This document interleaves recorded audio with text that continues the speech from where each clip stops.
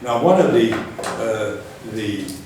peculiar aspects of scheduling for this is that new things are added to the seminar, even as people withdraw from some of the sessions. And because of that, I was in the process of losing the section on Western Marxism, so-called. It's Merleau-Ponty's term, basically for the Marxism of Lukács, Korsch, and he didn't really have Gramsci in mind, but perhaps should have had Gramsci also in mind when he coined the term. Frankfurt School is another possible addition to the category. I was losing that section, and then I thought I'm going to have a very easy and smooth way of bringing them back in to the council topic, because after all, in some way or another, Lukács, Korsch, and Gramsci are all associated with council communist experiences. Lukács, for example, was Minister of Culture, minister, didn't call it minister, Commissar of Culture during the Hungarian Soviet Republic, and so he was involved in a council experiment, supposedly. Gramsci worked hard in trying to organize and also write about councils in Turin, Torino, the city where he was then active, using a journal, Ordine Nuovo, as a vehicle of it. And Karl Korsch, the third important Western Marxist, author of Marxism and Philosophy, remained a council communist even after he has been attacked by Leninists in the early 1920s. And so I thought you could naturally bring these two topics together. I have to admit from the outset that the attempt was a partial failure because in all of Georg Lukács's writings of that period, you find almost no reference to the council or to Soviets. As a minister of a council republic where councils are organized primarily from above, where they were not spontaneous democratic creations from below, it was not a matter that interested him a great deal. And certainly with his Leninist turn in the 20s, it interested him even less. And though Gramsci was interested in councils, and indeed wrote about them in this Ordine Nuovo period, and you can find those texts now both on the internet, some of them, and also in published forms. His major work, The Prison Notebooks, has no reference, and this could have been because he was writing under the eye of the Mussolini censors, or because by this time the Leninist turn also in Russia made the councils to be a formal matter. He had double reason to lose his interest. And Karl Korsch, in an essay of 1929, criticizes people who think that a lot would come from such formal democratic solutions as combining direct and representative democracy. So in a way, my project for combining these two topics is a flop, but I'll stick to it anyway, to the extent that it remains relevant. Obviously, that leaves Lukács out. You'll be happy to hear, although if you want to know what I had to say of Lukács many, many years ago when I was as young as many of you, you can still read what I wrote then. Gramsci is another story, because he not only touched on the topic, but he also made some interesting observations along the way. One of them was a historical one, what was practical in Italy, is that councils develop Soviets in the sense of now the Russian use of the term. In other words, political revolutionary organizations of workers and others from below emerge where there's a previous foundation for them. He was very well informed about history and theory, and he knew, and he must have known, that of course in Russia there's a history of conciliar organization. Marx and others in the 19th century discussed this matter, but Bakunin, Kropotkin, and others have written important books stressing the possibility of building a new socialist arrangement on the inherited structure of the, well, different names. Община, that's the agricultural form, the property form, the Mir, which was the organization of villages, or the Artel, which was the organization of crafts. And there was a significant amount of Russian opinion, which Lenin never really built too much on, but nevertheless he knew it too, of course, which indicates that the council form is successful where you can build on previous structures. And so Gramsci focused on a previous structure, the factory council, the factory committee, which already existed in Italy before the First World War, and which in the war period became more important. Gramsci was one of the first who realized the war as a particularly good context for the formation of councils, because, and he makes this pretty clear, the working class has already other forms of self-organization, the party and the union. But under conditions of war, these were integrated into the structure of the rule. The parties, of course, voted for war credits and participated in the war effort. There were some European parties that did not, but the majority of socialist parties went along. I'm not sure now the exact Italian picture. Maybe the Maximalists did not, or at a certain point no longer collaborated. The mainline socialists certainly remained cooperative to the end. Gramsci belonged to a faction which was critical of the war effort.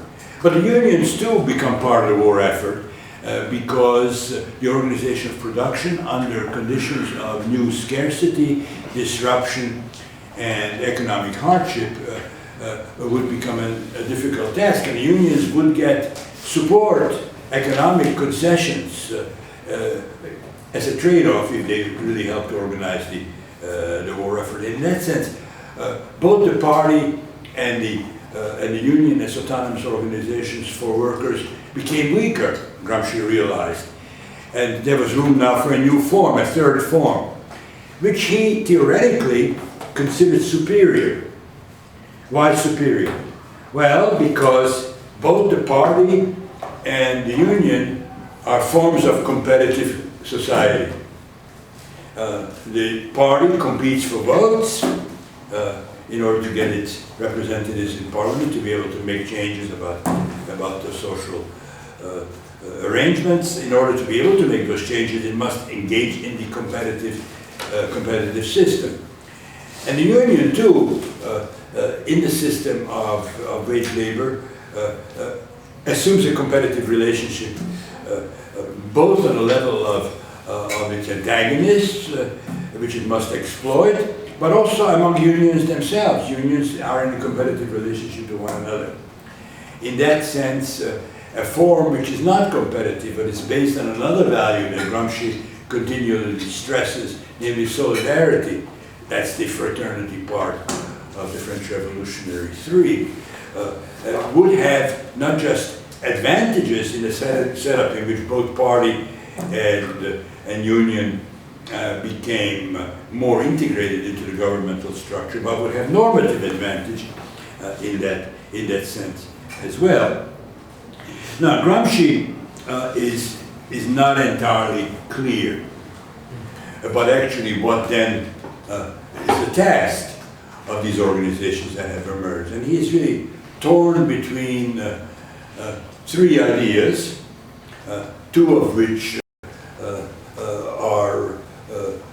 are natural to somebody involved in that movement, and the third, I think to some extent, indicates the influence of Lenin, especially State and Revolution and other writings. The first is the protection of working class interests. If the unions are integrated, who is going to protect worker interests which the unions have agreed to at least delay and possibly to forget about? So protection of workers' interests, if you organize the union from factory committee, then the protection of a working class interest becomes a task someone else must carry out, and that will be something that every council, whether you call it Soviet or committee or whatever, is going to have to pursue. The second would be, of course, and this is where Gramsci indicates his own maximalist assumptions in the Italian situation.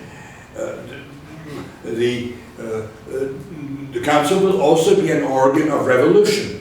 Will have a revolutionary task to organize, mobilize, and conduct activity that leads to a revolutionary transformation.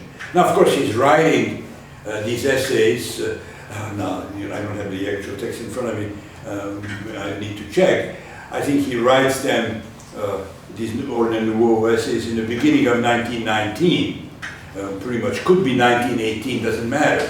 But they reflect certainly the periods of February to October in Russia, when, in the eyes of everybody, the unions were organs of revolutionary mobilization, aiming toward, at the very least, the interpretations here were different, a radical democratic outcome to the revolution of February, and more maximally, the beginning of a socialist transformation of some kind.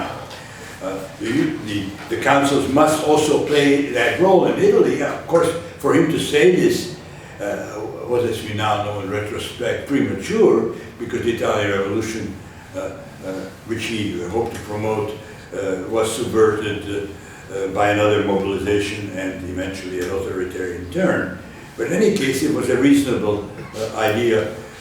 And Gramsci goes, I think, so far as to reflect the Russian conditions in a realistic way also in Italy by noticing the dual power arrangement in Russia.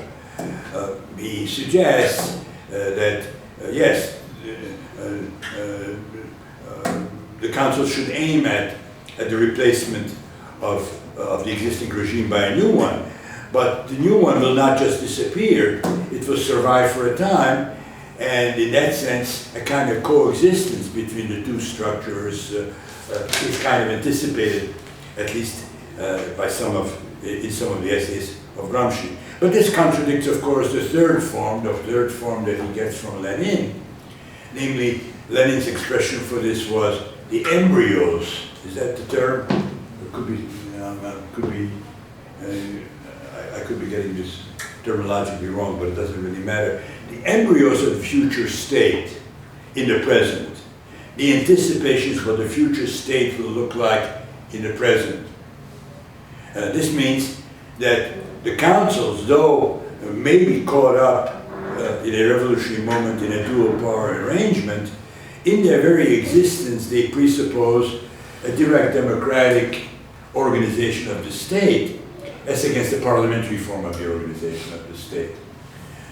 I think the two views are incompatible, and they're even debated during the anxiety-ridden and explosive months all the way from, let's say, the beginning of 1917 to the middle of 1918 in Russia. But Gramsci is interpreting both the Russian reality, which for an important period at least was that of dual power, and then, of course, he's applied the Bolshevik theory, which stresses the idea of the replacement of the older state, not by an intermediary form, as we already discussed here, of a bourgeois democratic state, as the Bolshevik terminology had it, but by a new form that will be the state form for the very long period of the transition to socialism, transition to communism, in fact, in the eventual terminology. Well, that's Gramsci.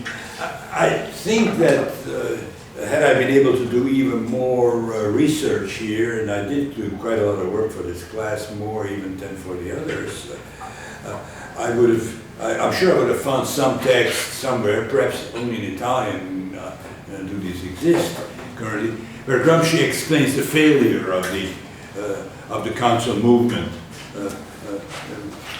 and why fascism succeeds where the council movement fails. There must be essays from the mid-20s which deal with this subject. For the sake of simplicity, though, I will focus on Karl Korsch in this context, who in a single essay in 1921 talks about the reasons why council movements fail. That essay does not speak about the transformation of the council movement in Russia itself, which then he talks about much later in the decade. I won't really focus on that. But certainly, already the 21 essay explains in an extremely interesting way what are some of the pitfalls,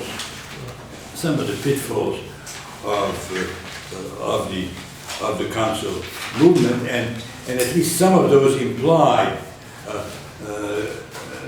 also an implicit critique of the Russian developments of this time, to which I will turn after a brief examination of Korsch's text.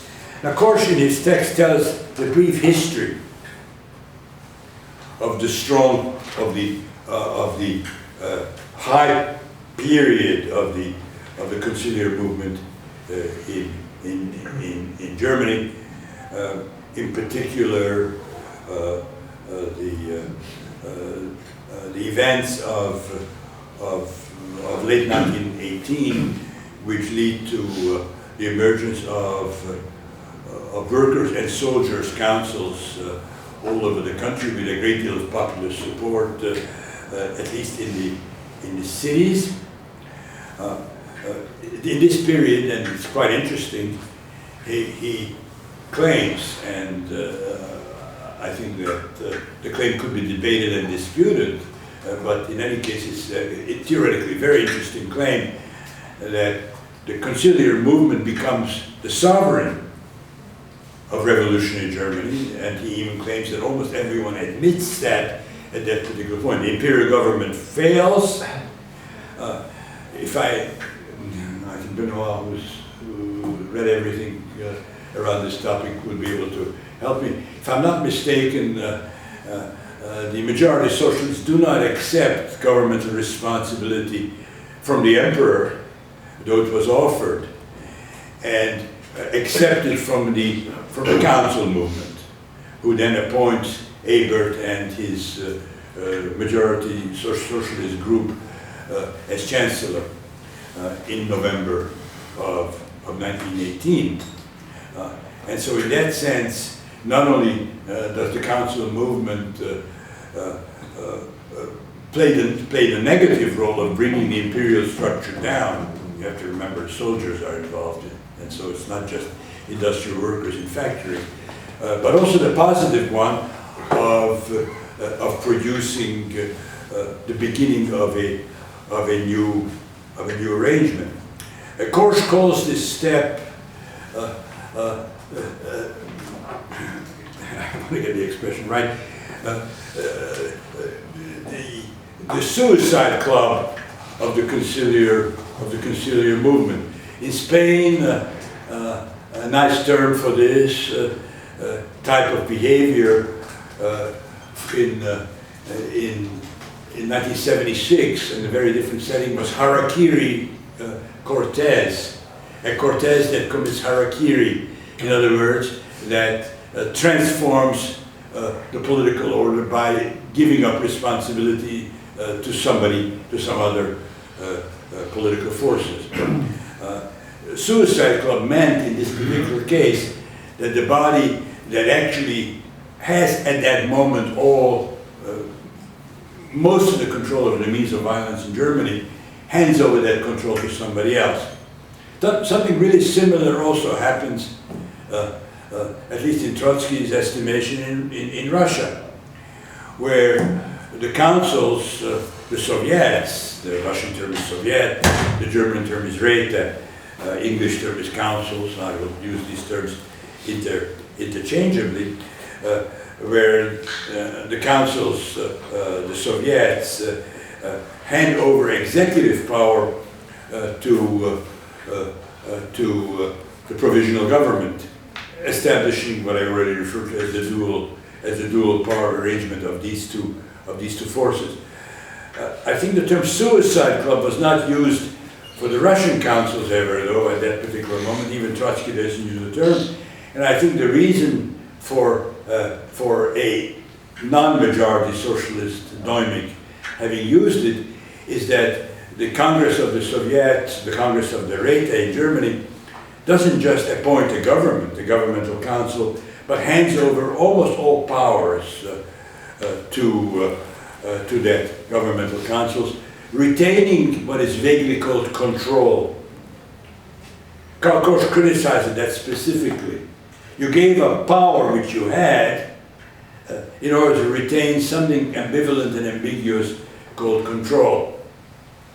And that's his first criticism of the council movement. It would apply, I would say, if not to the Russian Soviets in February of 1917, would also apply to the Soviet Congress, now having a Bolshevik majority, in November of 1917, when they hand over power to the Council of the People's Commissars without reserving any clear prerogatives. For example, in the case of the German case, what is clear is that the Council of People's Commissars, Volksbeauftragte, I guess was the term. Commissar is the Russian term, but you know, we're operating in a milieu in which Russian influence is so great. The Congress of People's Commissars was given not just the executive power, but the legislative power too. They could legislate by decree, similarly to the Bolsheviks. That's not the case for the Provisional Government in February. You can see what kind of choices existed at the time. What I think we should, however, notice is that Korsch is somewhat ambiguous when he is so harshly critical of what the councils have done at that particular moment. He refers to them as a provisional government. The councils are the provisional government of Germany. And of course, as any provisional government, when the constitutional setting is broken up, they exercise dictatorship. That's classical bourgeois theory.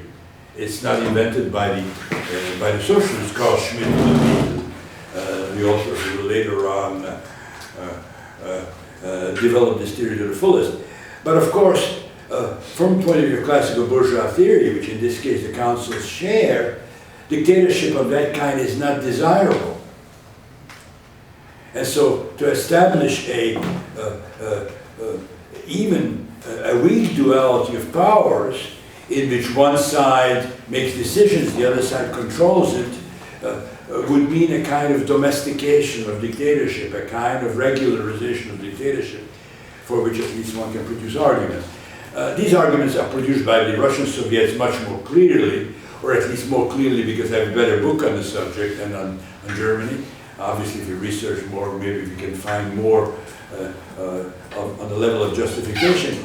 The Russian Soviets in a similar setting say, well, we're a small part of the Russian people. We don't represent everybody. This is a peasant country. Okay, the soldiers are peasants, but their social conditions are quite different than those of the people who remain in the countryside. We can't just speak in the name, we can't just embody the will of this complex and this differentiated reality. So we create a structure within which that will can be better represented. A coalition government, the provisional government was a coalition government. I think even the Council of People's Commissars under Ebert was initially a coalition of 2 or 3 socialist groups. And so a coalition government has a better chance of representing this complex societal reality. But of course, it too has not been elected. It too has no democratic legitimacy. So moving toward a constituent assembly as the setting within which the democratic will of the population can be better and more democratically represented was a logical move. And that's what both of these conciliar movements actually do. That's a clear point for the Russian Soviets. We are going to have a provisional government until the Constituent Assembly has been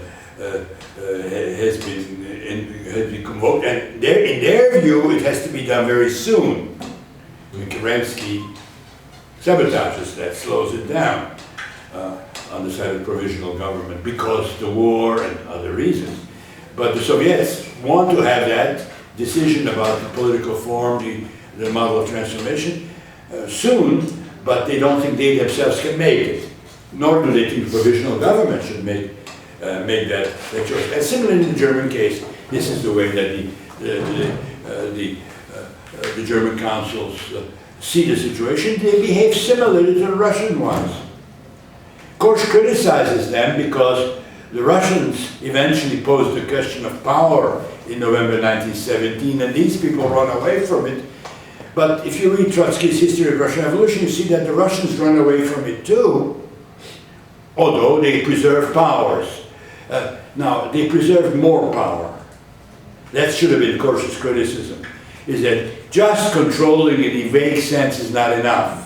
You must have mechanisms, you must also have a military force yourself so that these people will not use their power by using military force, basically Germany eventually using the military force of the right, that were reformed in that setting. The Russian Soviets between February and October maintain militias, maintain a military presence. That should have been a criticism, but not the fact that they do not take all the power. Okay, well that's one part of Korsch's argument, and then there are other components I just wanted to mention. In the case of the German councils, at least, there is no clear resolution of the economic and the political roles of these bodies. Korsch, in a very suggestive page, it's page 5 on my printout, but I think it might turn out differently, gives a kind of outline of all the types of bodies that play a role in the German conciliar movement. I already mentioned the Council of People's Commissars. They are appointed by an executive committee of the councils all over Germany, operating from Berlin, and that body also stays in place. That's the one that is supposed to control somehow, in a vague sense, the rest. But there are in different parts of Germany also territorial executive councils, and when you get down to the ground, there are direct democratic organs propping up from below, both in factories and in military units. And this is one part of the picture. I would say, I would call the functional part of the picture, because ultimately they are all based on a position of the constituency involved in the social structure. Factories, namely the industrial structures, that's the workers' council part, and in the military, which are the background of the soldiers' councils. But this is only half the picture. Korsch says, in a way that indicates his disapproval. Castoriadis, much later, many decades later, will echo that disapproval. The fact that these councils are formed on a functional level cannot stop the same kind of formations emerging also on a territorial level. You know, I hope you all know, that liberal democracy, parliamentary democracy is territorially based. There are very few countries where there are second chambers of government based on function. Slovenia is the only one that I actually know where that exists, but there have been historically many proposals for such second chambers, functional chambers, where people based on type of work, agricultural or industrial type of occupation, military or civil, create representatives at their work or at their occupational space, who then elect representatives on a pyramidal level to a higher up body, eventually to the highest council. But there are also people, first of all, who are not easily organized that way, peasants who who are not part of a collective on the level of agriculture. Many women still in most European countries are homemakers. They are also not involved in some kind of industrial or functional grouping. Parliamentary democracy gives them a voice, and in an epoch in which self-organization from below is happening everywhere, there also an attempt to organize these people. And these are territorial bodies.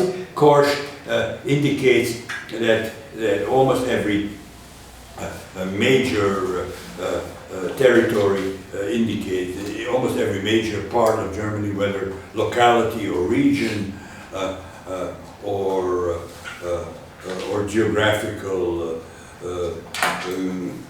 entity, also produce their own councils. And I end with Korsch on this, thinks all this creates two really fundamental problems. One problem is the overlapping authorities of territorial and functional groupings. Some people will be represented in a lot of different ways.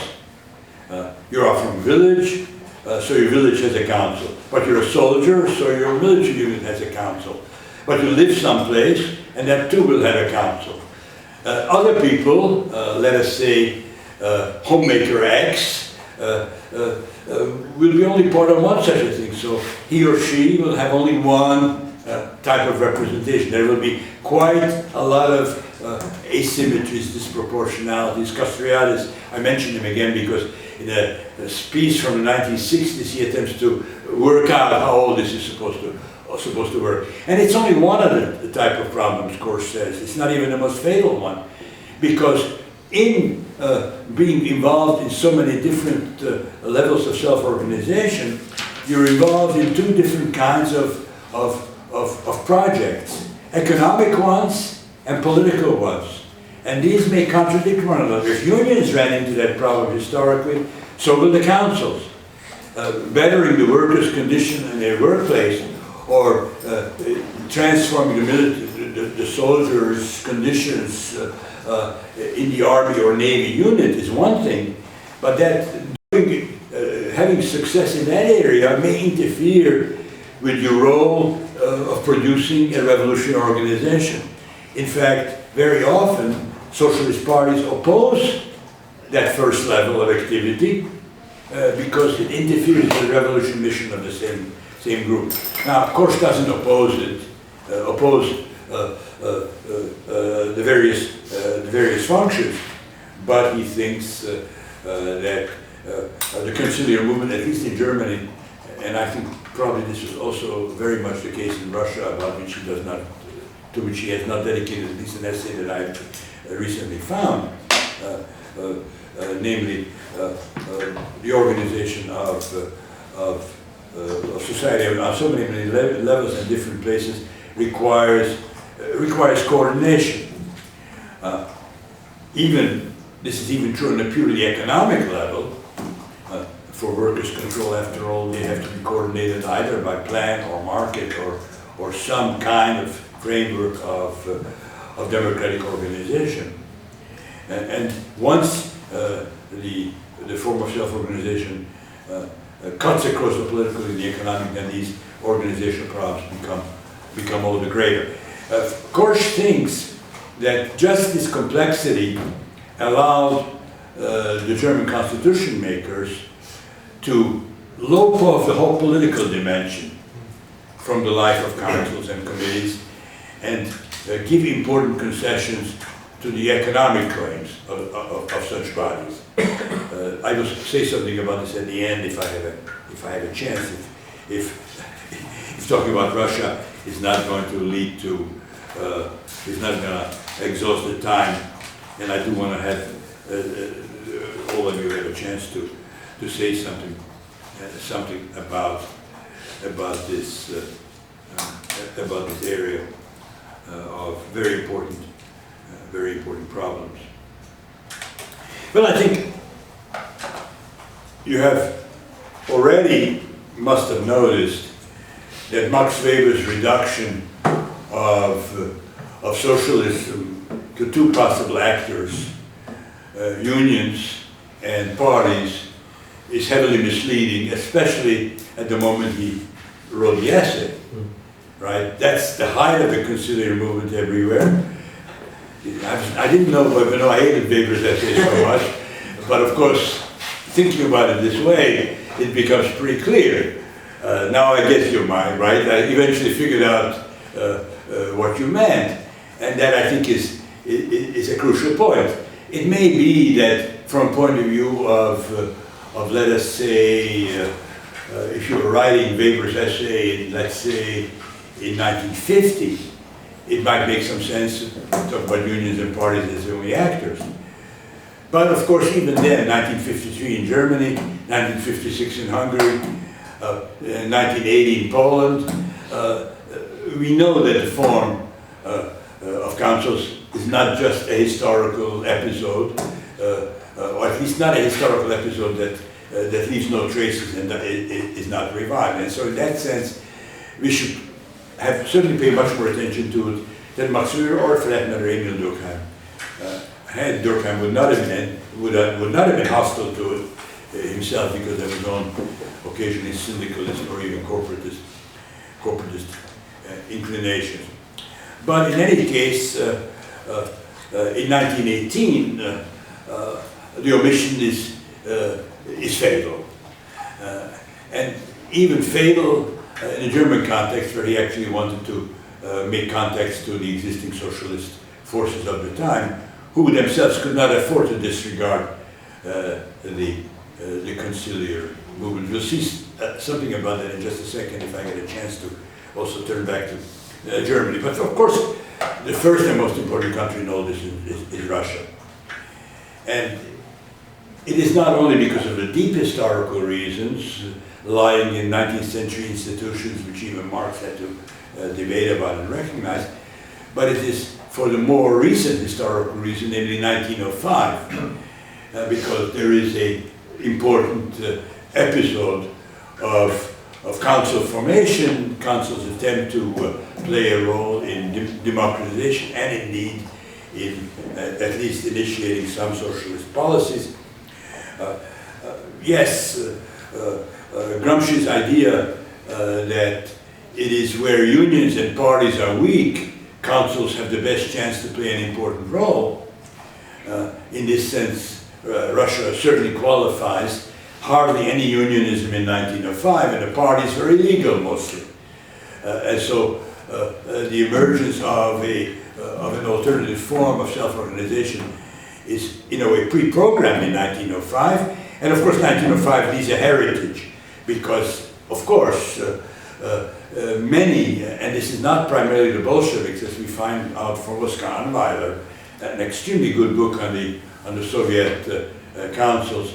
We find out that the Mensheviks, the social revolutionaries, the anarchists, all in their different ways, pay attention to that form, even more than the Bolsheviks, among whom Lenin is kind of exceptional that he keeps on returning to it. Because mostly the party takes Lenin's writings on the party seriously, and as a result are not really happy about a challenger emerging to the party's leadership of the socialist challenge. But in any case, including even Lenin and some Bolsheviks off and on, this idea is around, and 1917 brings it back. It's the conditions of the war, as I already said, Gramsci pays some attention to this, of why the war creates an especially favorable context. In Russia in 1905 was also a war situation, and so in that sense we could even argue that for Russia twice, Germany once, I wish I knew much more about China. With your help, I will try to learn in the next couple of years to see if it works for China. But certainly, conditions of war too, whether civil or international, also create the preconditions for this type of organization from below. It's not a universal rule. In Hungary in 1956, they did not come out of war. So war is not a necessary condition for not an inevitable condition for council formation, but it certainly helps things, and Gramsci has explained why. Well, Russia not only is involved in a war in 1917, but it is in the process of being badly defeated. Defeated war helps. Now, why Italy, you will ask? Well, because Italy, though it's on the winning side, is not particularly conspicuously successful in its own war efforts. Germany too is a defeated country now. Of course, you think, well, how does this work? After all, it defeats Russia, the Russian Empire, but it too is a defeated country. Well, it was actually already a defeated country when Lenin thought that Russia just could not go on. Lenin probably right about this with the war effort. So temporarily, it's only for Brest-Litovsk is in February of 18. You're the one who will, historian of the empire. I think Brest-Litovsk is February, the peace. In November, in a few months, Germany becomes a defeated country. But in any case, both are defeated countries. And in that sense, the conciliar movements can respond both to the loss of rights during the war and to the very dramatic conditions of war and defeat in both cases. In Russia, of course, there's also a response to heritage, and that heritage is only 12 years old. Even in 1905, 1906 in Russia, there are attempts to keep the councils going, and there are concessions, at least to the factory committees in the subsequent period. So councils never really die or fully die in the Russian case. With the collapse of Tsarism, which they in part cause and in part are a result of, the conciliar movement is dramatically revitalized. And the three functions we mentioned before, the defense of workers' interest, organizational form of revolution, and the idea of anticipating through their very existence a part of what the future state is to be like, is one that all the councils in Russia identify with. I mean, obviously they're going to fight for workers' interests. It would be kind of interesting paper for somebody to see how many concessions they gain in this period for workers. The 8-hour day. Well, they're not even concessions, because in the system of dual powers, they have a legislative role. So they just order the 8-hour day. Was it a 10-hour day initially? I think it was an 8-hour day. So they ordered the 8-hour day. And from that point on, in every firm, it had to be carried out because the councils had sanctioning power. So it's concessions, but some of them are actually achieved through political power.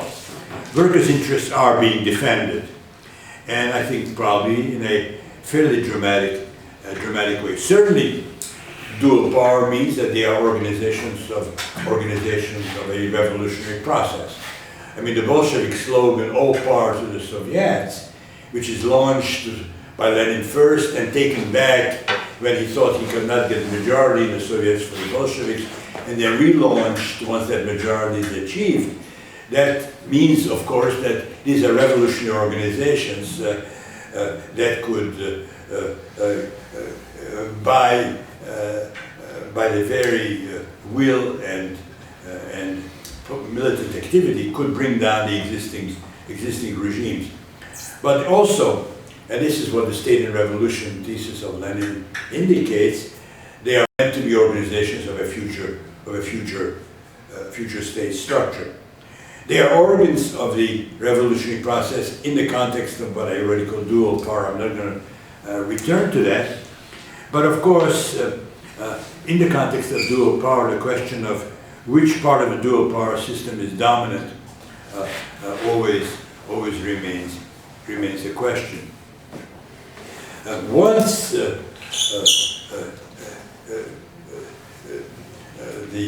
the Bolsheviks succeed in organizing the uprising of October, the dual power system is gone.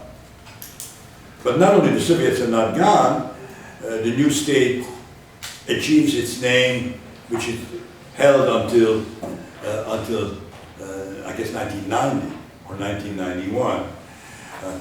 So in a sense, the Soviet seems to be a dramatically successful anticipation of the future structure of the state. The revolutionary role of the self-organization of workers and soldiers is successful, and the token of the success seems to be the organization of the new organization of the state. Now let me say from the outset that that idea of being an embryo of the new state organization is a heavily contested one from the outset. And there are really three really distinct positions which are available at the time. One I know the least about, but Benoit knows much more about it than I do, would be the anarchist position. I think occasionally they were represented in individual Soviets. No anarchists ever had majority in the council, but they had some significant minorities in some councils. And in a way, their views are more compatible with what I would describe as the second view than with the Bolshevik view. But let me stay with the anarchist view first. The anarchist view said basically anticipation of future state form in the sense that the future state will be that of the self-organization of communities from below, which will work out their own relations to one another. Well, today we would separate their political and their economic relations, and that question I think probably did arise for some anarchists, but they primarily focused on a political level, and they were followers, I think, ultimately of Proudhon. I mean, Bakunin too, in this respect, is a follower of Proudhon. In other words, a federation of some kind. So, democratic organization from below, the grassroots organization will have most of the power. Only those powers which are necessary, remember the Federalist Papers, or for that matter, the US discussions previous to the Federalist Papers about how much is given to the Federation, how much is reserved for the units, they would represent a confederalist point of view in the context of that debate. In other words, whatever can be retained by the units will be retained. And only the necessary functions. Almost everybody in the United States in 1780 would have thought one necessary function is defense against Spanish, French, English, Dutch colonialism. That is the unified thing that is absolutely necessary. But today, as you know, and if you study European Union, you know that there are lots of other issues on which something like coordination, federal concentration of powers is necessary. And so the question is, what would be reserved, what would be delegated? That would be the problem for the anarchist version. And a second problem, of course, would be what about the economic? I mean, to the extent that you have to coordinate the economic units, will a political federation be able to do that? Or do you need some kind of economic mechanism? Very often, by the way, in the midst of the debates, which I won't be able to fully present, very interesting debates in Russia, the answer to this is that well, you're going to need really two peak organizations, a political one and an economic one. And both in Germany and in Russia, there are attempts to create a peak economic organization, either based on worker councils or self-management organs, or even unions, as in the case of the workers' opposition. If you read Kollontai and Shliapnikov, you'll see something developed in that direction. This is also unresolved. I don't know if Karl Korsch thinks of this when he mentions that the economic and the political functions are not well defined and integrated, but I think this would be part of the criticism. But the other diametrically opposed position would be that the Soviets become the bodies of a future state, which is centralistically organized. That's Vladimir Ilyich Lenin's perspective. Obviously, Lenin has a lot of contradictions of his own to worry about, how much self-organization is compatible with the centralism, but he very much reads Marx, and I think in this sense mostly correctly, and Engels, that they are not federalists at all. Proudhon is a federalist, they are centralists. And so the councils will be organized in a structure which does have a center that has a very great deal of power. Now, of course, this too is a federation. After all, it was called Russian Federal Soviet Republic initially. So federation is still part of this idea, but it will be a highly centralized federation. This particular version. And it would be one where sovereignty would be clearly, see, this is the US discussion, sovereignty would be ultimately in the center. The Soviet Constitutional 1918 does not discuss the issue of sovereignty. But I think clearly, if you say Marx, Engels are centralists and so am I, you mean that the ultimate decision when there is conflict is in the center. Sovereignty, in the anarchist case, would be in the units. That's the idea. I don't know if they would use the concept of sovereignty, because many anarchists are individualistic and consider perhaps sovereignty to be a problem even on the lowest level. But still, to the extent that there is something resembling sovereignty, for example, if the whole confederation has to go to war, who decides? And if you decide on the level of each community by majority rule, and individuals who don't want to go to war are forced to do it anyway, then of course it's the unit that had some kind of sovereign decision-making power, but still not the center. You can see these two models. And then there's a third model, which I always find the most interesting for me. It's a view that you find amongst the left Mensheviks, Martov being the most important. You find it among some German independent social democrats, Hilferding being the one whom Lenin attacks in this context. You find it even in Rosa Luxemburg to some extent, the idea of transforming dual power into a permanent constitutional arrangement. That's the third idea. This means that given the fact that representation by workplace and representation by very heterogeneous geographic areas, and especially a combination, will produce multiple representatives for some and not enough for others, you also need one person, one vote type of representation. This means that the formula, which was the formula of even some Bolsheviks down to the Constituent Assembly, namely Constituent Assembly and Soviets, is the in-between formula of these two. Rosa Luxemburg makes concessions to this by arguing that the Soviets themselves cannot operate themselves except in an atmosphere of free political competition, liberal rights, freedom of speech, freedom of press, and that is at least a version of the dualistic solution. Rosa Luxemburg, I don't think, comes out for a plurality of parties competing for power. Trotsky in the 1930s did, and you see this in Castoriadis very grudgingly in the 1960s, suggests that at least initially there will be sufficient disagreement in such a framework that you actually have to have some competition for political power. Gramsci indicates some affinity to this, where he says that the old competition will not disappear right away. So you need some kind of space for that type of dualism. That is the third version.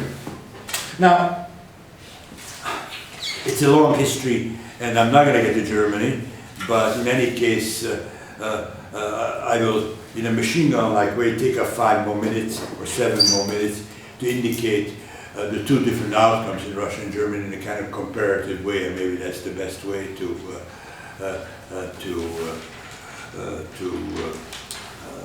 indicate what is really involved. So the German councils do not take power ever. in their name, the Bolsheviks in Russia do take power, right? So in November 17, one kind of road is taken. In November 18, another kind of road is taken in Germany. That's a significant difference. And even from Korsch's perspective, I'm sure Gramsci would have agreed with this too. It was better to do the Russian way. You know, in Germany, a lot of awful things happened, given that choice. One of them is the murder of Rosa Luxemburg and Karl Liebknecht. Another one is acts of violence by militias recruited from a former imperial army that carry out attacks on the councils on the local and regional level. And so the road to January 1919, when finally a Weimar Constitution is produced, is one that in the socialist tradition is usually understood as a negative one. But I think we have to understand that almost from the outset, from a point of view of the council communism, the road in Russia is negative too.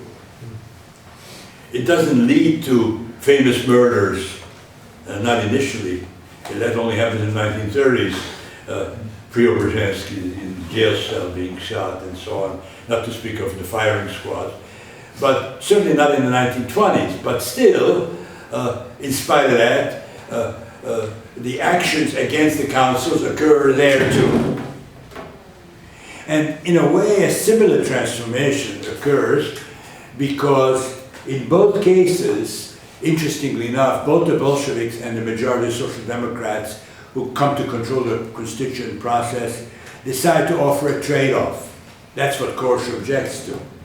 Namely, economic self-organization to give up your political role. That's common.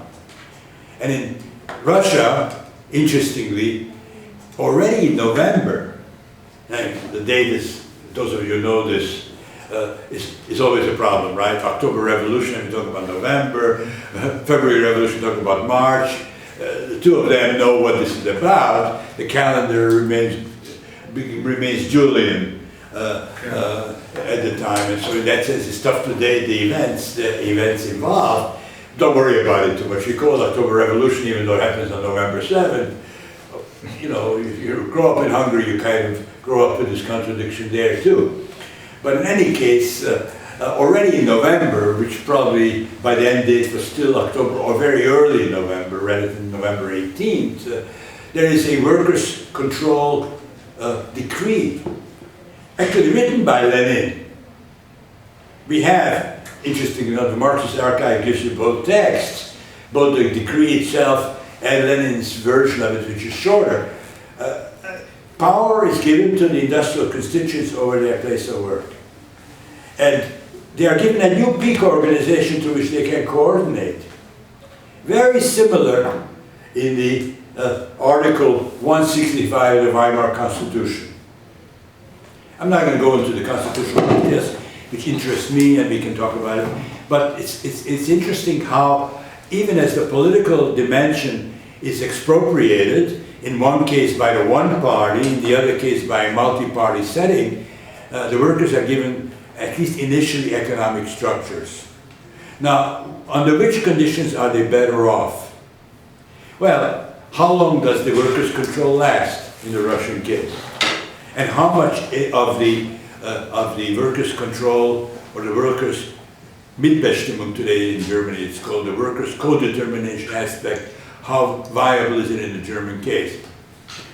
Well, I just want to suggest that a very easy judgment on this is not possible without examining also industrial conditions in the two settings. But what is pretty clear through the various debates of the early 1920s is that the main line of the Russian Communist Party, formerly the Bolsheviks, Communist Party of Russia, eventually after mid-1920s of the Soviet Union, the main line of the party squarely puts itself on the ground of authoritarian management in industry. There are many things can be said about this: restoration of Taylorism, piecework, the debate about one-man management, the trade union controversy, where trade unions even are not given very much a role in terms of controlling the actual conditions of work, although they are conceded, in theory at least, the right to defend workers' interests. The Russian story is one that between 1918, the Workers' Control Decree, to the introduction of new economic policy, about which we'll talk about later on, is a story of a negative story going down. It's not a negative story which should be seen in purely deterministic way, by the way, because very important groups within the Bolshevik Party, the left communists first, the democratic centralists second, and thirdly the workers' opposition, are very important groups in the party that fight for the continuation of worker self-management, worker control, the industrial powers. They're defeated. It's perhaps a quirk of fate that they are defeated because Vladimir Ilyich always took the centralist line. But in any case, they are defeated, yes. I was surprised, there's a contrast to be made between peasants in the countryside who, rather than wanting collectivization, preferred to have a bourgeois advancement, so they wanted their own piece of land. Whereas the industrial situation, it seemed the industrial workers were quite happy to, like one of our readings said, they wanted collective management of the industries. That was interesting. Well, think it over. Think it over historically. I mean, peasant movements in that country always are fighting for expropriation of the landlords, for independent controls of their plots. It's true that historically, there was also another communal collective tradition. But the Stolypin reforms of the first part of the 20th century was more or less eliminated. So Lenin is facing an immense country, right, in which 90% of the population are peasants. And he has to consolidate the results of the revolution. So the first, Rosa Luxemburg is very critical of what they've done, but Lenin is much more realistic. You just have to concede what they actually want. Now Duncan Foley last time in a very interesting way said, well, the workers also don't want what the Bolsheviks said they wanted. But it looked like workers' control was an important tool that they could use and was, at least for a while, accepted. So in a way, the Bolshevik slogan, peace, which both populations wanted, peace, work, bread, was one that tried to appeal to both parts of the population. So I think from a Marxist point of view, one may find this an issue and creates problems for them later on, for sure. But politically at that particular time, it was not an unreasonable option. That doesn't address the matter which I was stressing, namely that the workers' part of it is eroded in 2 or 3 very short years. Yeah. I'm curious if we have any information from the time in which the workers were self-managing industry and what the production and efficiency was like, or was it that we know that it was quite dysfunctional? Everybody says it was a disaster. Yeah, okay. I don't commit myself to that. I think that this is done by historians who themselves may not be very optimistic about self-management or workers' control. And yes, of course, you shift from capitalist control to self-management in which the unions and so on play. Obviously, one would expect disorganization and problems. How long would they have lasted? That's the question. And Lenin's answer is that we're going to put an end to that right away because we can't afford it.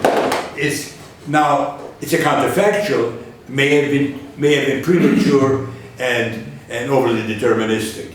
But it fits in with his idea of socialism. That's the problem. Because if you think of the whole society as one firm, organized as one trust, taking over methods from a large capitalist firm, then that assumption follows. That maybe the historiography is so unambiguous on this is because the Leninists and the bourgeois writers agree. They agree, and this alternative then falls out because both of these sides think that that thing couldn't possibly work anyway. But what would be the evidence? Well, I'm sure that people have studied it, but I can't answer it. I just think that we should treat the period, the description of the disorganization with some grain of salt, because everybody calls it even more. I have a couple of observations about the council and Gramsci.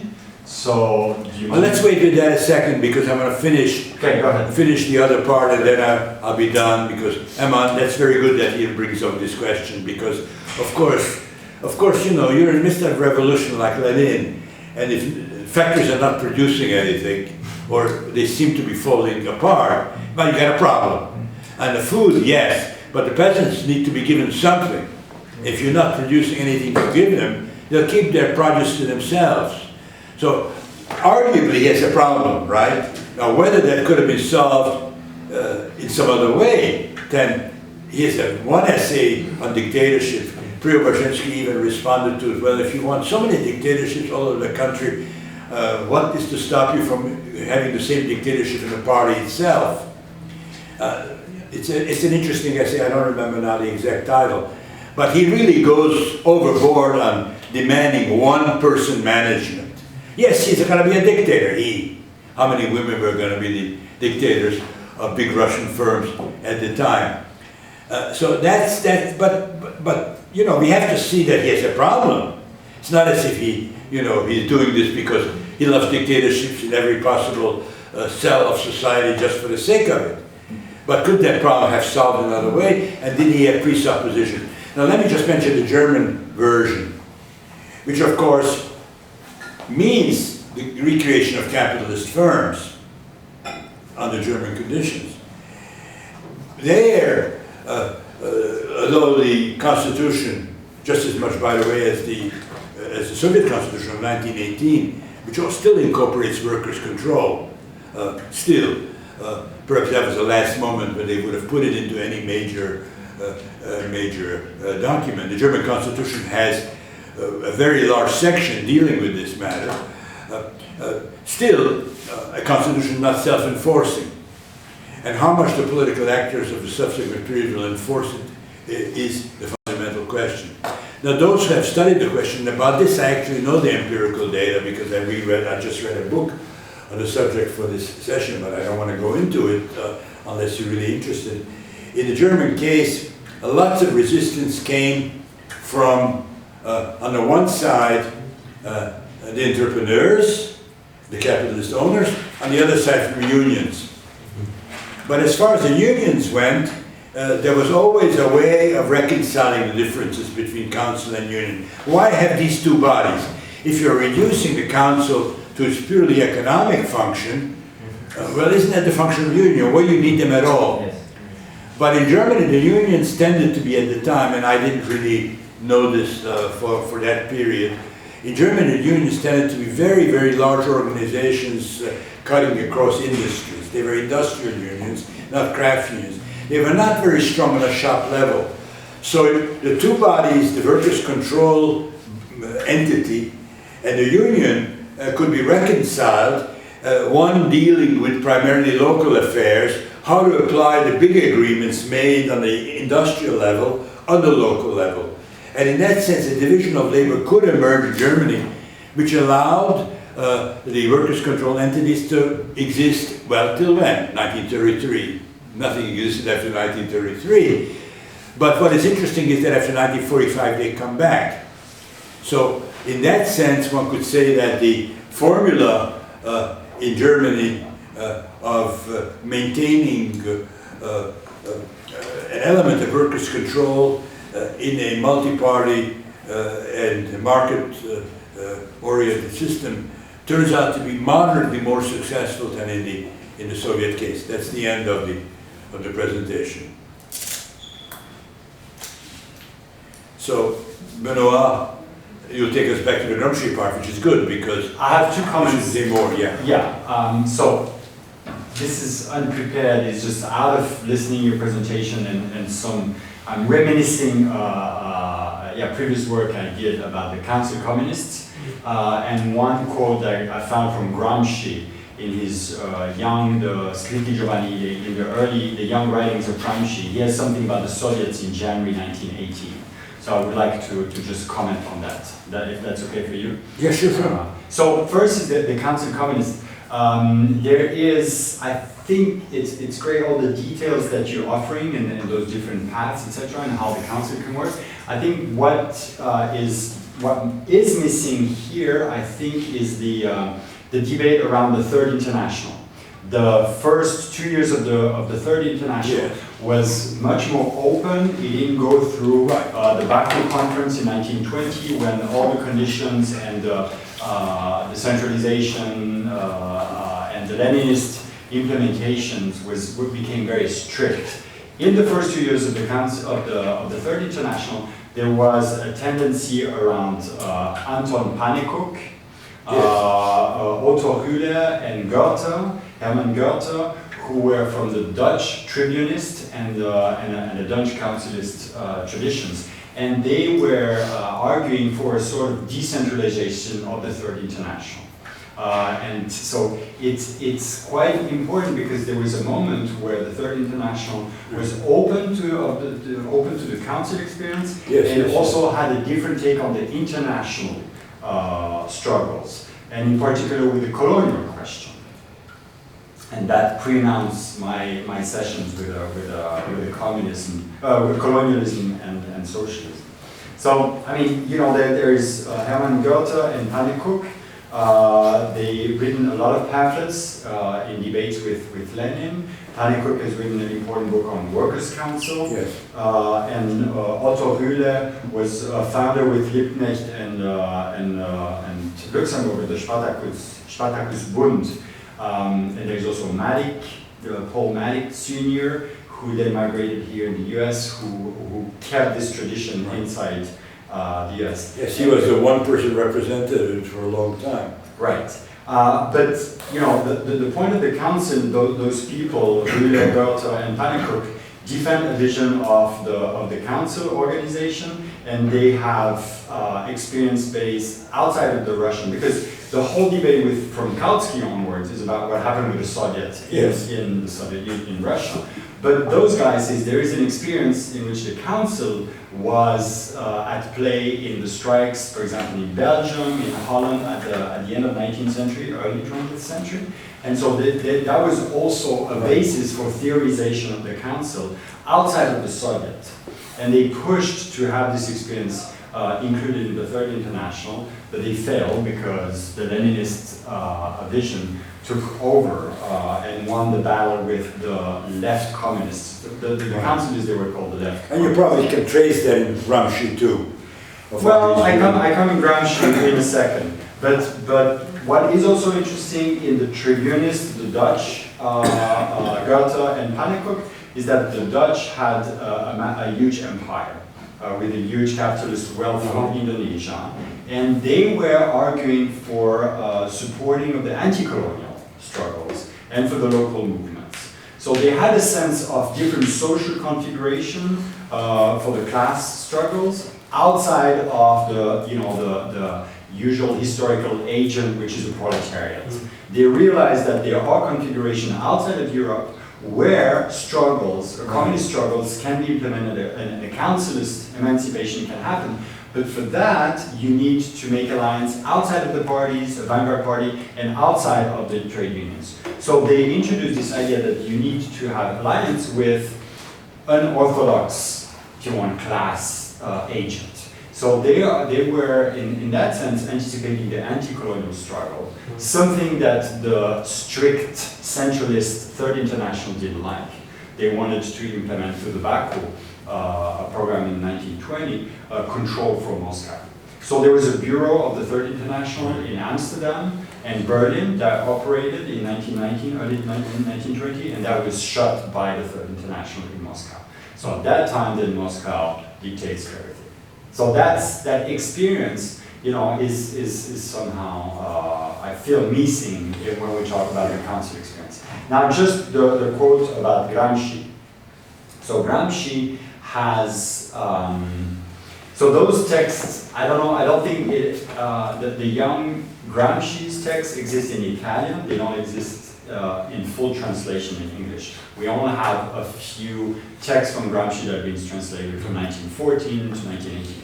But this text, I don't think has been, I didn't have the time to control, but this is a text that Gramsci published in January 1918, on the 26th of January in Grido del Popolo. And what he says is... What is it called? What was the title? It's called, you're gonna love it, it's called The Constituent and the Soviet. Constituente e Soviet. Oh yeah, I didn't see it on the Marxist archive. I think it's only in Italian. Right. And anyway, I'm just going to have two quotes. He says that I'm translating from Italian. So the Russian proletariat has offered to us a new model of direct representation of the productor, namely the Soviets. Now sovereignty has returned to the Soviet. Is it definitive? Question mark. We don't know yet. He wrote it before the dissolution of the Constituent Assembly? That's or after. That's just after. But he says, you know, it's sovereignty, and he never talks about dictatorship of the proletariat. Right. He talks about the sovereignty of the proletariat, and he's ambiguous. He doesn't know whether they should retain this sovereignty or not. He says, well, we don't know because it's too early to say.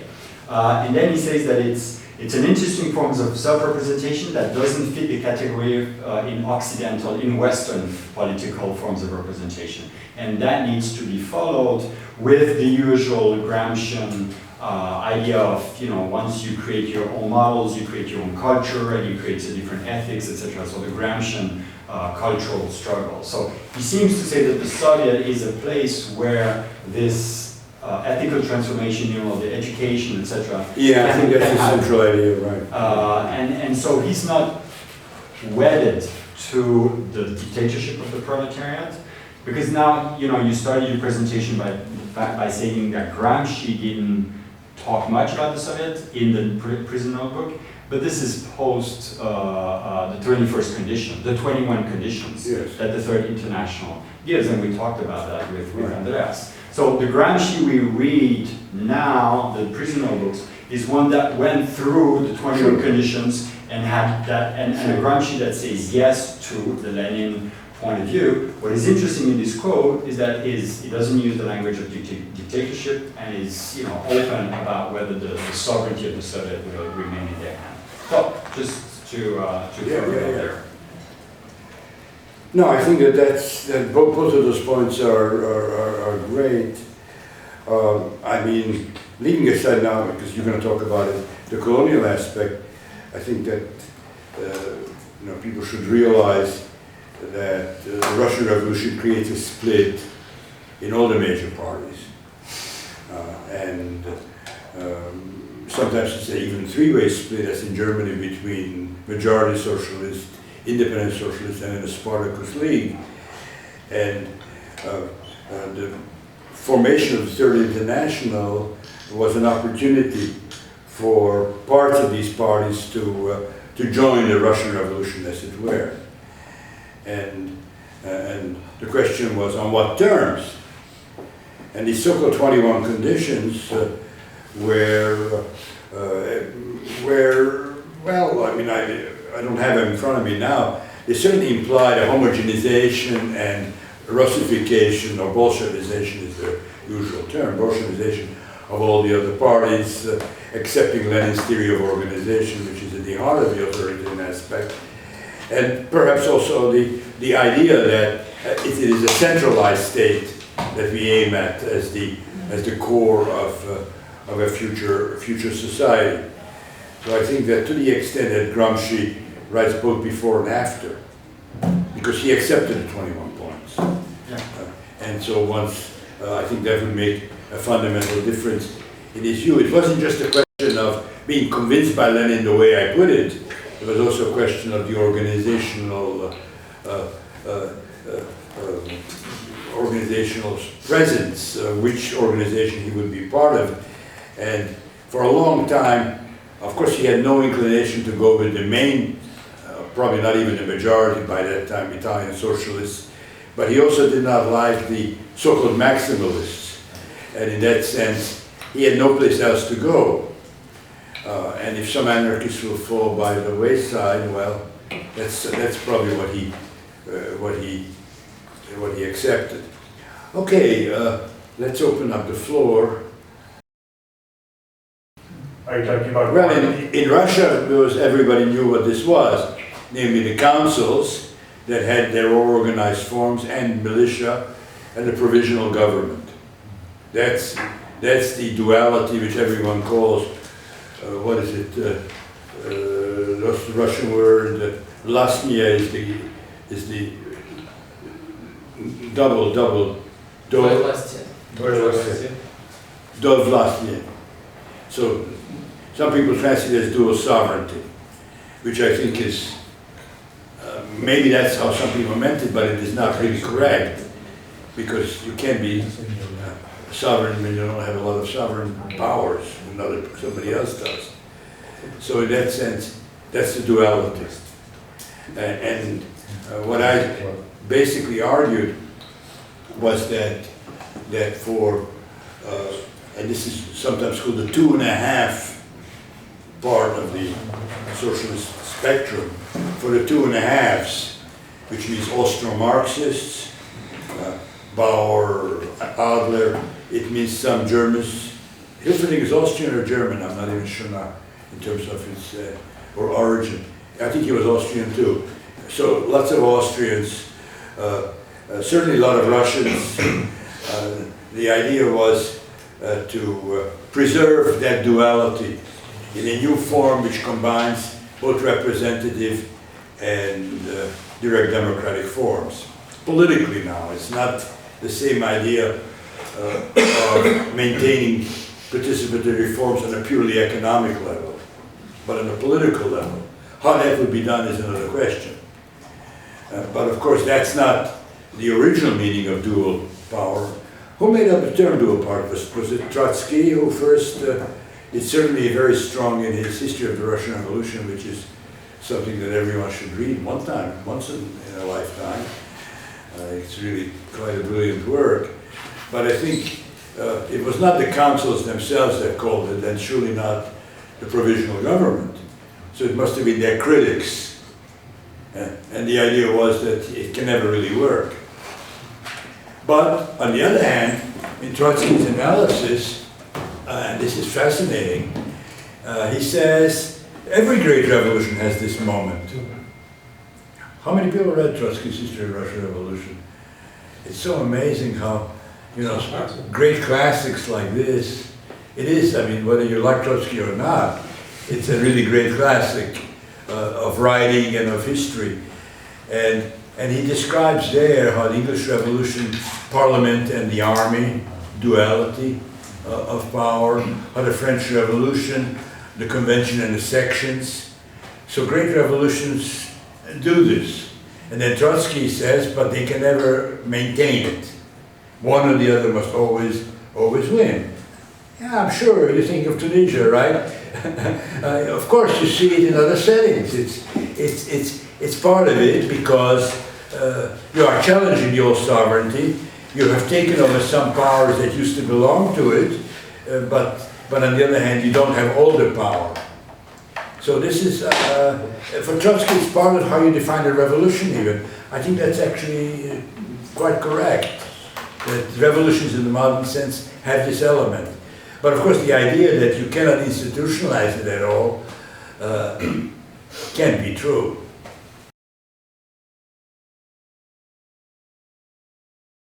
Well, that becomes then the issue. Now, I cannot, and I promise in the next few years, if you guys help me, I will learn a lot about China, because I think this is really something that, even for a 75-year-old, it's a little late for me to learn Spanish as I'm trying, because your memory is not working quite in the right way. But certainly for me to really begin to work on China and to actually begin to understand it should not be an impossible task. but I don't want to talk about it, but in the Russian case, the issue you raise is central.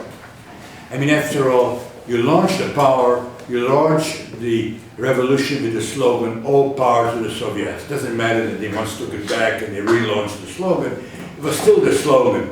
Not only that, but the military force that actually captures Petersburg. By the way, even if you love Eisenstein movies, don't think that it was such a big effort. It was actually an easy job. I mean, the women's battalion is a wonderful story, you know. I mean, if you watch Eisenstein, has anybody seen it? It's really a great film, the women's battalion. This is the most determined and most reactionary part of the forces of the provisional government. True or not, I don't know. Anyway, it was not such a big effort. But still, it required military might. It was required an organization. And the Bolsheviks, though, had a militia too, had to rely on the militias of the Soviets. And of course, both the military and the workers' Soviets, most of the military, I mean, industrial workers, yeah, sure, we've seen Eisenstein, lots of working class types with leather jackets and little caps doing the job, but it was mostly sailors who were really the shock troop of this whole Bolshevik. It's okay, there's nothing, that's how it goes. I don't mean to be overly critical of that. Anyway, so it's the Soviet forces that take power. But then Soviet government is formed, and they, just like the Germans before them, establish a provisional government till the Constituent Assembly said even there at that particular moment. And that's a Bolshevik majority government. There were a few left social revolutions in it. But the Bolsheviks are a hierarchical party, centralistic, controlled by its leadership. You know, major Bolshevik figures opposed the insurrection, Kamenev and Zinoviev, but it doesn't matter. It's a leadership party. Ultimately, if Lenin wanted it, the party would fall in line. Trotsky is the one who organized it, but you know, Stalinist historiography tends to leave that out. He's there in Eisenstein's movie, but in a kind of caricatural version, speaking to a crowd, but looks really pretty seedy and demagogic. Okay, that's how history happens, right? In any case, power is taken. Now, who has it? But evidently, it's the party that has now majorities in the Soviets. It's not the Soviets who decide to dissolve the Constituent Assembly by some democratic vote within the Soviets. They are dissolved by the party's decision, and the Soviets are told after the fact, as in the case of the insurrection too. There was a debate. Trotsky still thought that they should have a vote first before the insurrection is called. Lenin said, no, let's do the insurrection and they'll vote for it afterwards. That's what was done. You can read other people on this if you want. I mean, if you think I'm misrepresenting dear Vladimir Ilyich, well, you can check it out. But in any case, certainly a dictatorship of the party becomes something that the leading Bolsheviks after 1918 admit and speak about. It's not a secret. This crazy texture of so many organizations from below, some of them from above, how are they going to coordinate any fundamental decisions, especially in a civil war? So certainly the dominance of the party of the Soviet becomes clear. And the workers' control debate occurs not in the, if you read the major histories on this, the debates are not in the Soviets. Should we have workers' control? Should we have one-man management? Because there's still the Mensheviks, some social revolutionists there who might have claimed otherwise. These are debates at a party congress.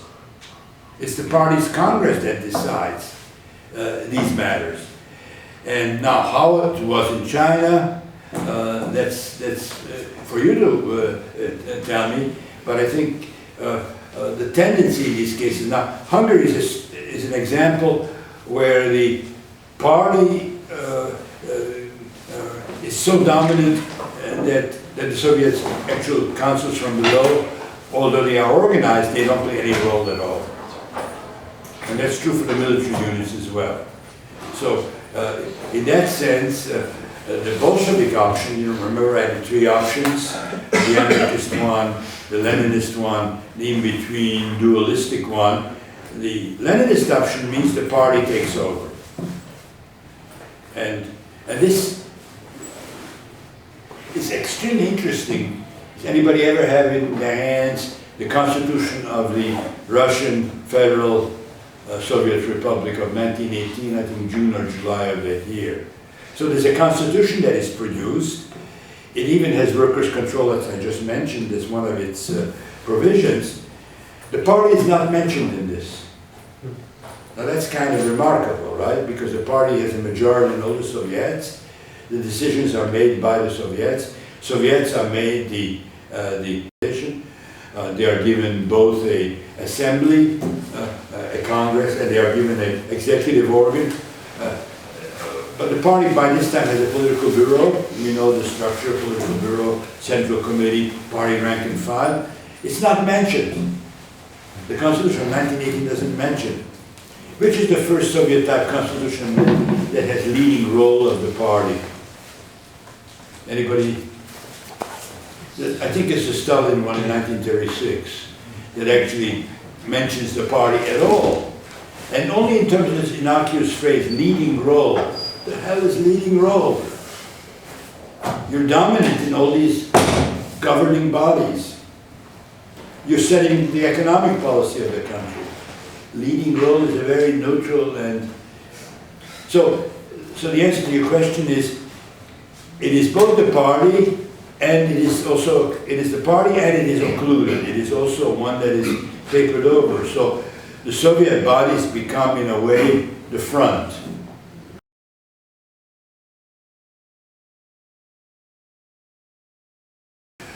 But of course you could have a strongly federal structure in which local government is in local hands, and only things that are delegated are in the hands of central authority, and they are relatively few.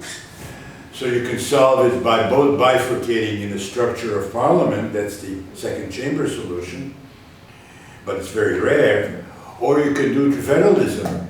Subsidiarity is the term of art for this. You leave with local levels everything they can handle. But of course that begs the question, because sometimes the local decisions really can affect everybody else in a very dramatic way. I mean, let us just take the self-government of industry, or just something very simple, the mines.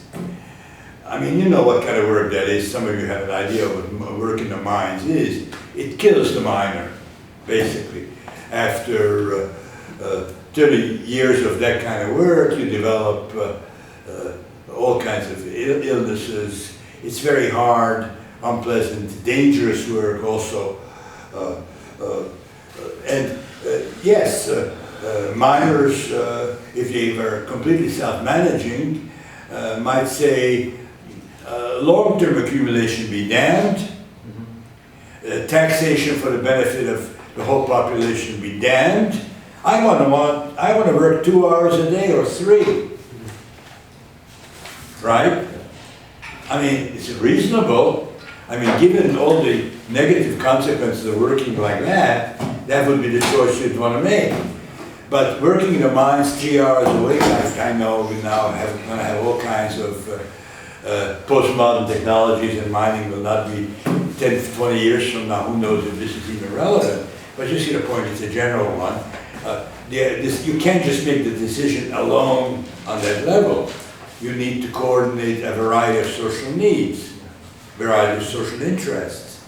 And in that sense, leaving everything to the ground or the grassroots is not acceptable. There should be some formula of compromise coordination. And that, of course, would even be true if you had a second chamber, because the second chamber would follow the interests of producers, and the first chamber would follow the interests of consumers. You can see why. Because every human being in society is a consumer, but only some of us are part of those groups which produce a second chamber. So of course you'd have issues there too. I mean, these things don't go away just because we choose the better options against the two weaker ones. The problems are still there.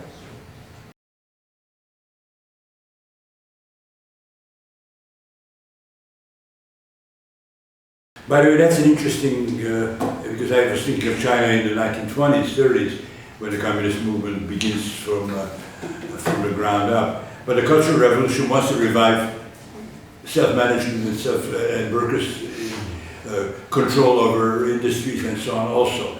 That would be another interesting topic to research and discuss. I was alive then, but you know, it was, for us it was very different than for your parents and grandparents here, because so many sectarians were pushing Maoism that this was not something that you could actually talk about in any kind of rational way. And I think that this was true in France and Germany too. Although, of course, it could be that many of their proposals and experiments were interesting. You know, we just were not necessarily open to it at that particular time. But I think the complexity that you point to is a relevant one too. I mean, think about it. You're working in a given factory, but that factory could be part of a trust. It could be just one factory. I mean, how many actual factories in terms of geographical units does Ford or General Motors have? Or Hyundai, or whichever lot? I mean, they would have today probably hundreds all over. Now, of course, there's an element of interest between them, but think about also the conflicts between them. You know, you're operating in a Ford factory in Korea and you're operating in a Ford factory in Michigan. Your income is completely different.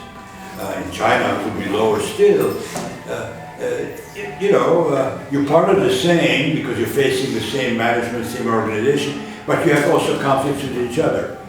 So the solution tended to be is both have an organization on the shop floor and to have an organization of the branch. But what about the relationship of that branch to other branches?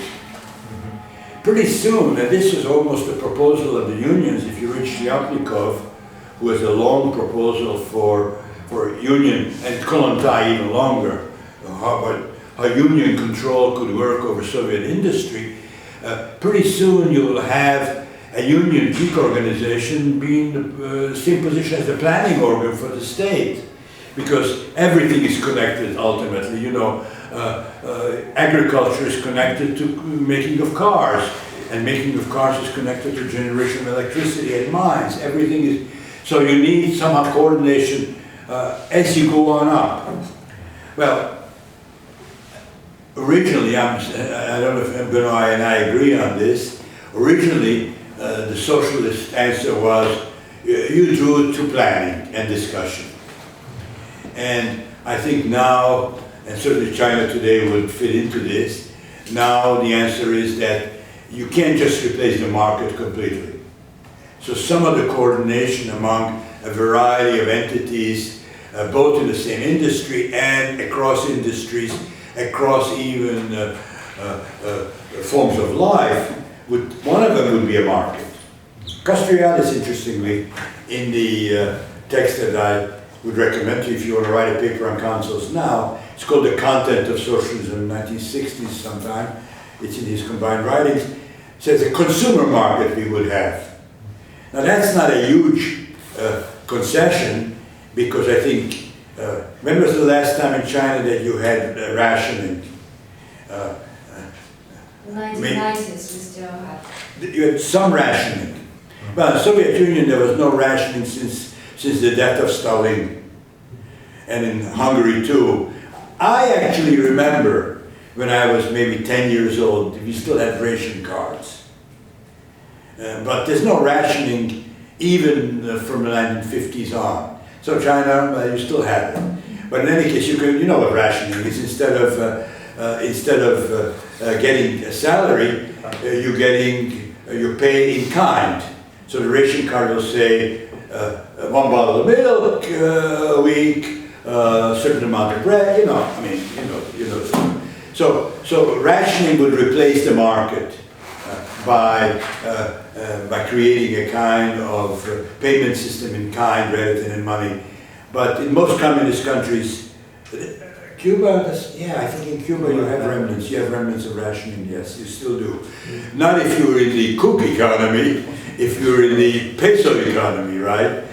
So yes, that, and it's even called a dual system, I think, if I'm not mistaken. We'll have a discussion of Cuba in this class later on in the course. But anyway, you see my point. Market can be also brought into the structure of how you bring together, and that would reduce the coordination problems, the burden from democracy even. Because if you're going to have, Janos Kornay once told me, in Hungary you have 6 million prices, you're going to coordinate them democratically. It's not the question of just computers being able to coordinate the choices once they are made. How do you actually express the choices in the first place? That's the question. And 6 million choices are a lot of choices. So a market would be brought into a framework like this. Is nothing particularly horribly anti-socialist about that, by the way, although it was thought of that way at one point. I mean, human beings have had markets thousands of years before capitalism. Markets work in other social systems. Just because you use them does not mean that you have introduced commodity fetishism, alienation, and all the rest of the things that, of course, Marx has criticized. But market would be one of the aspects, and I don't think that, I mean, even Cuba with its obviously double system, still has a market. In fact, even has a free market for agricultural producers who produce over a certain amount, which they are required to put into the peso economy. They can then sell a significant part of it on the cook economy to tourists and to hotels and to whoever else they sell to. These are all very interesting questions theoretically, by the way. I know that I'm moving you too far from utopia. If you like to live in utopia as the place where you would like to always live, and there are such people around, and I don't think it's bad, I think it's good for the young to really have that kind of utopian interest and imagination. But I know to say that even in Cuba, you have two economies and they have to be coordinated in a certain way. And it brings you down to earth, but unfortunately that's how it is.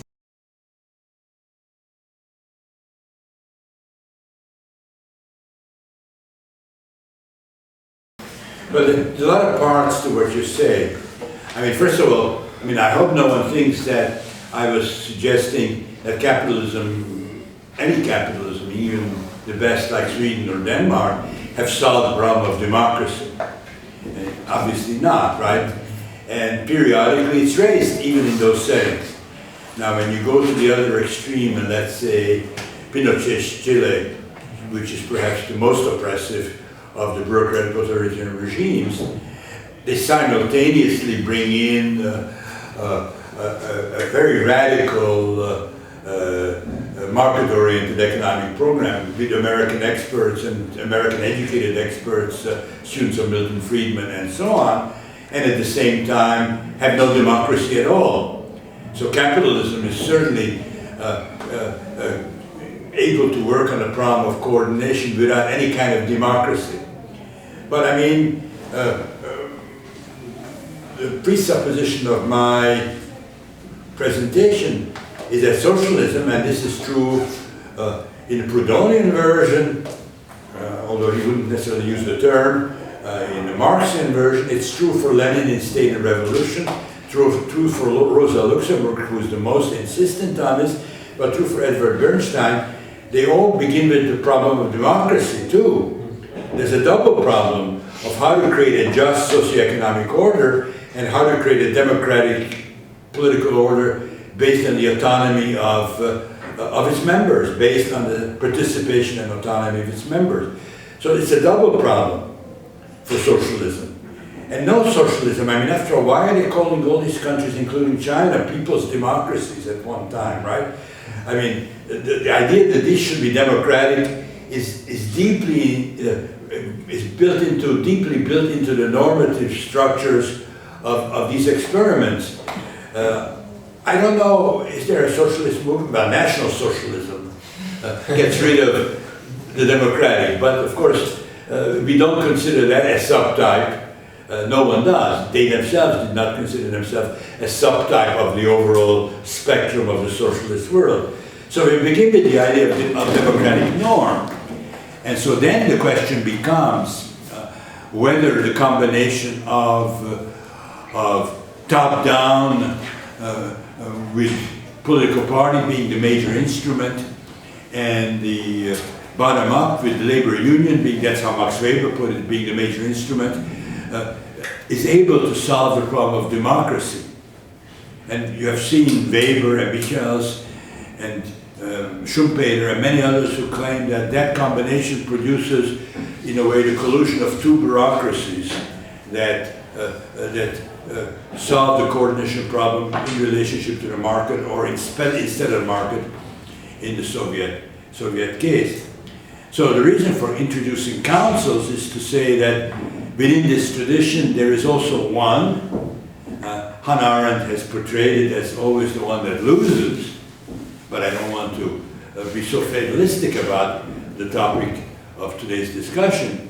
There is one which raises the issue of democracy head on, and on both levels, right? On the level of the grassroots and the level of the whole society, or even the world, as Benoit was driving at this before with the discussion of the international and its structures.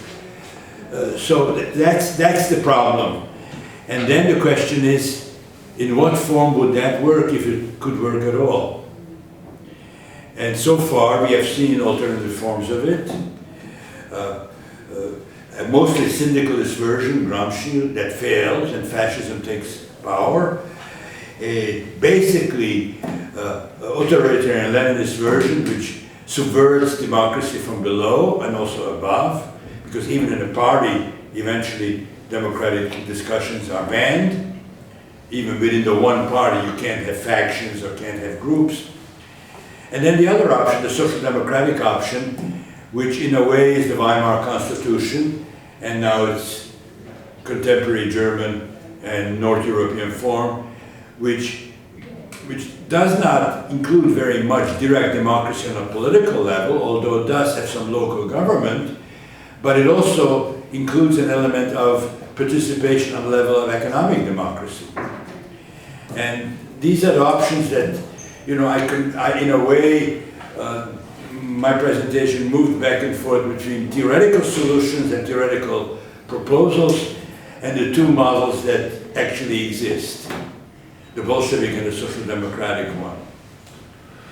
And I would say that the Bolshevik one is extremely vulnerable to those like even Pinochet, who say, well, if that's what you're doing here in Chile, then we will do something else, which will be more Chilean and more national and more legitimate from our point of view. What I'm saying is that giving up the democratic component is very risky for socialists also. What if, take a what if proposal, what if the Weimar Constitution's democratic aspirations would have been realized much more fully than they actually were in the 1920s? What if that workers' control would have been made more real? What if the peak organizations that were actually created by the Constitution, in that case Article 156, would have been allowed to actually manage the economy to at least some extent, making sure that the weakest sectors are protected, welfare, social welfare is on a higher level, and so on. They would not have created utopia. Would fascism still have won? Well, if the socialist parties were as divided as they were in the 1920s and 30s, then the answer probably is yes. And that's an additional problem here, is that the fascists found unity, both in Italy and in Germany. Not complete unity. Hitler still had to purge one part of his movement, the more radical part, in 1934. I don't know if in Italy he would know that better, Benoit would know it better. If in Italy there were parallel efforts also by Mussolini, who himself begins as a socialist, interestingly enough. But I think that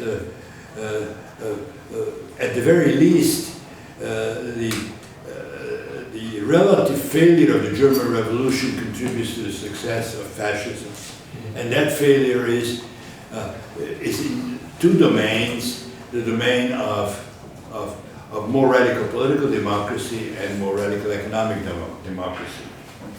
And so in that sense, it remains an open question. Now, if you say that the solutions of the Weimar Constitution with respect to the economy never would have worked anyway, if that's our view, that workers' control just doesn't work, if union co-determination just doesn't work, that you either have state control over everything or private capitalism. If you have that kind of fatalistic view, of course, then what I'm saying is perhaps not relevant. But now we're living in a time when all this is being again rethought. And Bernie Sanders just throws in the idea that we could have a significant part of mandated worker stock ownership in every firm. Where did that come from all of a sudden? See, I don't think that the idea of a single-payer medical system is the best one that is available to the United States and based on other country experience. But this idea of significant worker participation, not just in control but in property, Buttigieg answered, well, we can make it voluntary. But that's nonsensical because we already have that. Every American firm is able to introduce profit sharing among its workers as it wishes. And it can do that in terms of stocks and bonds. So we already have that. And I'm sure if somebody actually looked at it empirically, you'd find a significant dimension of worker ownership, not just like in our case where we can have a pension plan which has stocks. It's not stocks of the new school after all. Who would buy such a stock anyway? It's stocks of the big firms we get in our pension plan, right? But, you know, if you're working for General Motors, having a General Motors share, or for any big firm, might be attractive. And he wants to mandate it. Now that would not be easily accepted, but would it work? Would it harm anything? So we're still playing around with these ideas.